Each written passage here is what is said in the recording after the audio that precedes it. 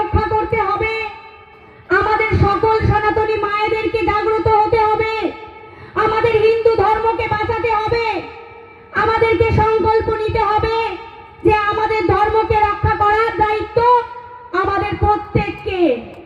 সর্বোপরি মাতৃমণ্ডলী যারা আছেন, মাতৃশক্তির জাগরণ ঘটাতে হবে। মাতৃমণ্ডলীরা তৈরি আছেন তো হিন্দু ধর্মকে রক্ষা করবেন তো? বড় বড় হিন্দু ধর্ম কি? বড় বড় হিন্দু ধর্ম কি? মাতৃমণ্ডলী পারবে আমাদের ধর্মকে রক্ষা করতে। আর আমরা গর্বের সঙ্গে বলবো, আমরা হিন্দু সনাতনী ধর্মের মানুষ, আমরা হিন্দু।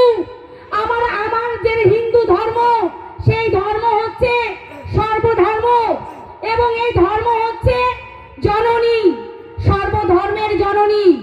আর এই হিন্দু ধর্মকে বাঁচিয়ে রাখতে হলে মাতৃমণ্ডলী এবং সনাতনী ধর্মের যে সমস্ত মানুষ আছেন তাদেরকে জাগ্রত হতে হবে, তাদেরকে ভাবতে হবে সময় এসেছে হিন্দু ধর্মকে বাঁচানোর, সময় এসেছে হিন্দু ধর্মকে রক্ষা করার, সময় এসেছে আমাদের দেশকে রক্ষা করার, এই রাষ্ট্রকে রক্ষা করার, এই পশ্চিম বাংলাকে রক্ষা করার।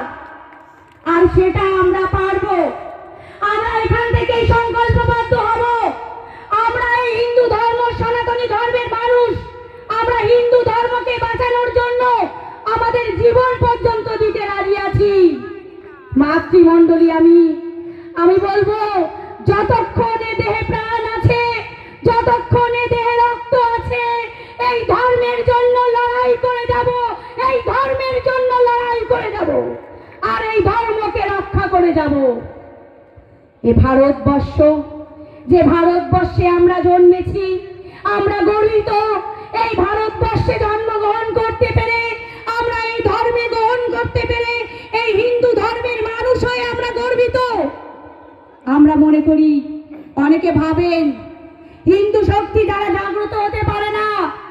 আজকে বলছিলেন একটু আগেই মায়েদেরকে যে আমরা হয়তো সংঘবদ্ধভাবে সুষ্ঠুভাবে বসতে পারছি না, কিন্তু আমি বলবো যে না, মায়েরা তো উত্তেজিত, মায়েরা তো আবেগপ্রবণ হয়ে পড়েছেন। এত সাধু সন্তদেরকে সামনে পেয়ে, নাগাবাল সাধু বাবুকে সঙ্গে পেয়ে তারা উত্তেজিত হয়েছেন, আবেগপ্রবণ হয়ে পড়েছেন। তাই তাদের পক্ষ থেকে আমি সকলের কাছে ক্ষমা চাইছি। আমাদের ভাবতে হবে এই হিন্দু ধর্ম, এই হিন্দু ধর্মের কথা আগামী দিনে আমাদের আগামী প্রজন্মের কথা ভাবতে হবে, আমাদের সন্তানদের কথা ভাবতে হবে। আর সেই সন্তানদের রক্ষা করার দায়িত্ব আমাদের মায়েদের। আজকে ঝাঁসির রানী লক্ষ্মীবাই হতে হবে, দুর্গা হতে হবে, কালী রূপ ধারণ করতে হবে প্রয়োজনে। এই ধর্মকে যেভাবেই হোক আমাদের বাঁচাতে হবে।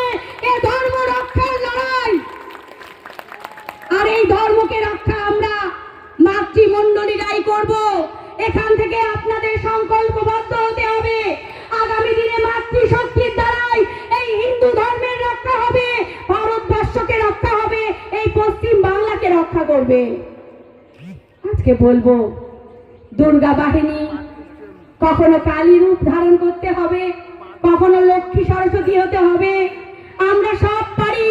নারীরা যেমন এক হাতে খুন্তি ধরতে পারি, আরেক হাতে কিন্তু আমরা অস্ত্র ধরতেও পারি, আর সেই অস্ত্র আমাদের হাতে তুলে নিতে হবে।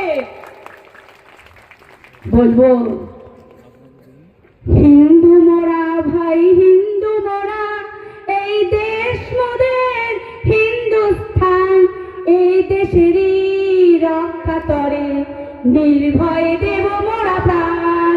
দেবেন তো মাতৃমণ্ডলীরা? এই ধর্মের জন্য নিজের প্রাণ বলি দিতে রাজি আছেন তো? সবাই মিলে হাত তুলে বলুন, হিন্দু ধর্ম কি? হিন্দু ধর্ম কি? সনাতনী ধর্ম কি? আমার বক্তব্য আর বেশি দীর্ঘায়ু করব না। সংক্ষিপ্ত বক্তব্য এখানে শেষ করার আগে ছোট্ট একটা বক্তব্য দিয়ে আমি শেষ করব। যারা ভাবছেন হয়তো সনাতনীরা জেগে ওঠেনি, বা সনাতনীরা জাগতে পারে না, বা সনাতনীরা কিছু করতে পারে না, তাদেরকে বলবো ভুল করছেন। সনাতনীরা যদি এক হয়, সনাতনীরা যদি সংঘবদ্ধ হয়, সনাতনীরা যদি বিভেদ ভুলে এক হয়ে লড়াইয়ে নামে, আপনারা কেউ কিচ্ছু করতে পারবেন না। সনাতনী ধর্মের জয় হবেই হবেই হবে। भारत कोई भूमि का टुकड़ा नहीं है, ये जीता जागता राष्ट्र पुरुष है। ये बंधन की धरती है, ये अभिनंदन की धरती है, ये अर्पण की भूमि है, ये तर्पण की भूमि है। इसकी नदी नदी हमारे लिए गंगा है, इसका कंकर कंकर हमारे लिए शंकर है। हम जिएंगे तो इस भारत के लिए और मरेंगे भी तो इस भारत के लिए। और मरने की बात, गंगा जल में बहती हुई हमारी अस्थियों को कोई कान लगा के सुनेगा तो एक ही आवाज आएगी, भारत माता की जय, भारत माता की जय। সকলে ভালো থাকবেন। আমার বক্তব্য এখানেই শেষ করছি। বলো